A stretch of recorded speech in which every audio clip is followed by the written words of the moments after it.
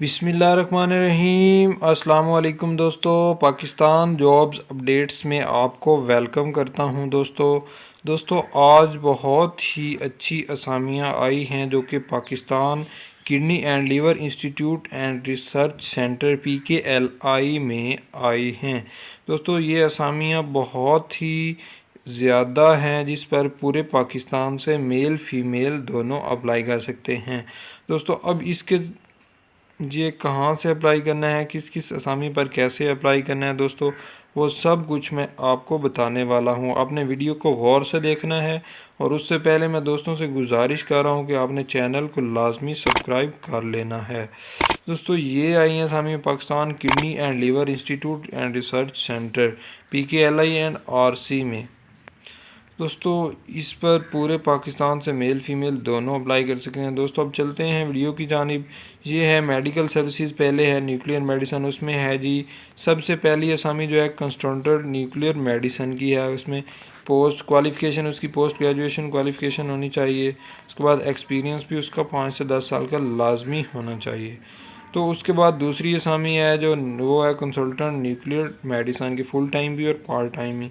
इसमें भी उसकी पोस्ट ग्रेजुएट क्वालिफ़िकेशन होनी चाहिए, एक्सपीरियंस भी 1 से 5 साल या 5 से 10 साल का लाजमी होना चाहिए। फिर दोस्तों आते हैं पल्मोनोलॉजी में आती हैं। उसमें एक जो पहली असामी है वो है जी कंसल्टेंट पल्मोनोलॉजिस्ट। उसमें भी क्वालिफ़िकेशन यही है और उसके बाद उसका एक्सपीरियंस भी दिया गया है। दोस्तों उसके बाद फिर दूसरे नंबर पे असामी आती है कंसल्टेंट पल्मोनोलॉजिस्ट पार्ट टाइम में।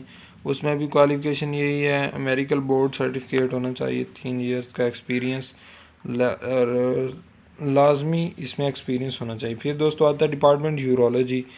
उसमें कंसल्टेंट यूरोलॉजी आता है उसका भी पोस्ट ग्रेजुएट क्वालिफ़िकेशन होनी चाहिए, FCPS CCT आयरलैंड से, जहाँ से भी हो, आयरलैंड से होना चाहिए, UK से होना चाहिए और इसके भी एक्सपीरियंस 5 से 10 साल का लाजमी होना चाहिए। दोस्तों फिर आते हैं नेफ्रोलॉजी डिपार्टमेंट आता है। उसमें कंसल्टेंट नेफ्रोलॉजी आना चाहिए। इसमें भी SSCT CCT UK आयरलैंड से हो, FCPS हो और इसमें भी एक्सपीरियंस लाजमी होना चाहिए। फिर दोस्तों आते हैं कंसल्टेंट नेफ्रोलॉजी। पहले वाला CPSP सुपरवाइज़र था, अब इसमें सिंगल कंसल्टेंट नेफ्रोलॉजी आ रहा है जिसमें जो क्वालिफ़िकेशन है वही FCPS SSCT MRCP होनी चाहिए और उसके बाद एक्सपीरियंस भी लाजमी होना चाहिए। फिर आती हैं दोस्तों इंटरनल मेडिसन जो है डिपार्टमेंट। उसमें कंसल्टेंट इंटरनल मेडिसन हो, उसकी भी यही हो, अमेरिकन बोर्ड में FCPS वगैरह, और उसके बाद उसका ये भी मौजूद हो। फिर उसके बाद दोस्तों आती है रेडियोलॉजी डिपार्टमेंट। रेडियोलॉजी में इंटरवेंशनल रेडियोलॉजी क्लिनिक फ़ेलो। इसमें क्वालिफ़िकेशन FCPS हो, उसके साथ एक्सपीरियंस भी मौजूद होना चाहिए, CT स्कैन और MRI वगैरह इस तरह का। फिर दोस्तों आती है senior registrar radiology. FCPS radiology और इसके बराबर होना चाहिए और एक्सपीरियंस लाजमी हो। फिर आती हैं दोस्तों रजिस्ट्रार रेडियोलॉजी। पहले सीनियर था, अब सिर्फ ओनली रजिस्ट्रार। ये FCPS 2 की ट्रेनिंग कंप्लीट और IMM पास हो और साथ में एक्सपीरियंस भी हो। दोस्तों फिर डिपार्टमेंट आता है क्रिटिकल केयर ICU में रजिस्ट्रार ICU हो, इसमें भी FCPS MCPS MRSC हो और इसकी जो एक्सपीरियंस भी लाजमी हो। फिर दोस्तों आते हैं गैस्ट्रो एंट्रोलॉजी या हेप्टोलॉजी। ये डिपार्टमेंट है, इसमें रजिस्ट्रार गैस्ट्रोनोलॉजी हो और इसमें FCPS ट्रेनिंग कंप्लीट हो गैस्ट्रोनोलॉजी की और 3 साल की ट्रेनिंग हो कंप्लीट।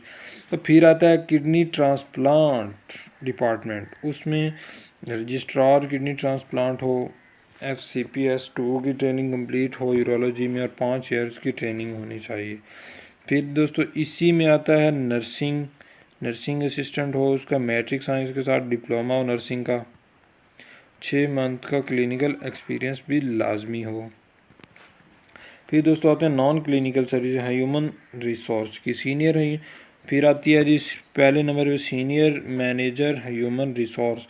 इसकी तकरीबन मास्टर या बैचलर डिग्री हो और स्पेशलाइजेशन के साथ, और इसका तकरीबन 10 या 5 साल का एक्सपीरियंस भी हो और एमएस ऑफिस में भी तजर्बा रखता हो।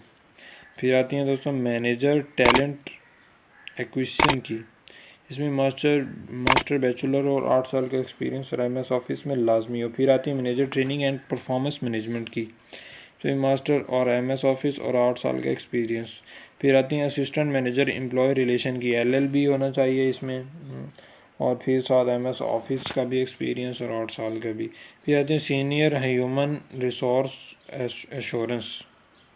मास्टर बैचलर हो और एक्सपीरियंस 4 साल का हो, एमएस ऑफिस में भी हो। फिर आती हैं सीनियर ऑफिसर ह्यूमन रिसोर्स, उसमें भी यही आता है। फिर ऑफिसर ह्यूमन रिसोर्स, उसमें भी यही आता है। फिर ह्यूमन रिसोर्स असिस्टेंट, उसमें भी यही आता है। फिर आता है जी कोऑर्डिनेटर है ह्यूमन रिसोर्स, उसमें भी बैचलर होना चाहिए, एक्सपीरियंस भी लाजमी हो। फिर आती है जी एचआर रिकॉर्ड कीपर की, उसमें भी मास्टर बैचलर हो और 1 साल का एक्सपीरियंस हो। फिर आती हैं जी एचआर डिस्पैच राइडर की, इसमें भी मैट्रिक होना चाहिए और ये रिलेटेड एक्सपीरियंस भी हो। फिर दोस्तों आती है क्वालिटी मैनेजमेंट, उसमें है जी quality data analysis MS statistics के साथ हो और एक्सपीरियंस भी लाजमी हो। फिर आती है ऑफिस एड में इंटरमीडिएट हो और तकरीबन 2 साल का जो है एक्सपीरियंस हो। फिर आती है फाइनेंस की, general manager finance and account, CA MCB MBA वगैरह और एक्सपीरियंस वगैरह 8 साल का हो। मैनेजर की आती है पेरोल, सीए उसकी हो और एमबीए फाइनेंस हो। अकाउंट ऑफिसर की आती है, फिर है जी अकाउंट ऑफिसर पेरोल की। फिर coordinator admission and discharge, coordinator admission and discharge representative, इसमें बीकॉम एमबीए वगैरह। फिर आती है कैश कलेक्शन ऑफिसर की, बीकॉम हो, ऑफिस एड इंटरमीडिएट हो। फिर आती है मेडिकल रिकॉर्ड डिपार्टमेंट, इसमें मेडिकल रिकॉर्ड टेक्नीशियन जो है वो इंटरमीडिएट हो और 1 साल का diploma email reporting writing skills और एमएस ऑफिस। फिर आती है मेडिकल कोडर की बैचलर डिग्री, कोऑर्डिनेटर की बैचलर डिग्री हो। फिर आती है स्पोर्ट्स सर्विसेज में, उसमें जो है जनरल मैनेजर ऑपरेशन हो पहले नंबर पे। फिर है senior manager FNSD, assistant manager laundry, assistant manager transport, maintenance supervisor transport, laundry coordinator की, लॉन्ड्री असिस्टेंट की, टेलीफोन ऑपरेटर की। फिर आती है सर्विस एड एफएनएसडी, मैट्रिक होनी चाहिए इसमें। फिर आती हैं दोस्तों इंफॉर्मेशन कम्युनिकेशन टेक्नोलॉजी डिपार्टमेंट, इसमें सीनियर सिस्टम एडमिनिस्ट्रेटर हो, सीनियर सिस्टम एडमिनिस्ट्रेटर डेटाबेस हो। फिर एनालिस्ट हो,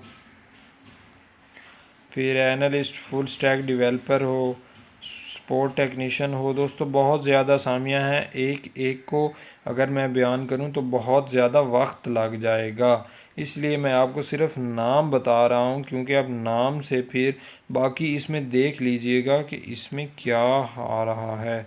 फिर आती हैं रेडियोलॉजी की, medical imaging technologist BS honour. फिर रेडियोग्राफर, फिर लेबॉर्ट्री में आता है medical technologist, microbiology, histopathology. फिर उसके बाद आती है जूनियर मेडिकल टेक्नोलॉजिस्ट। फिर आती मार्केटिंग में फ़ोटोग्राफ़र।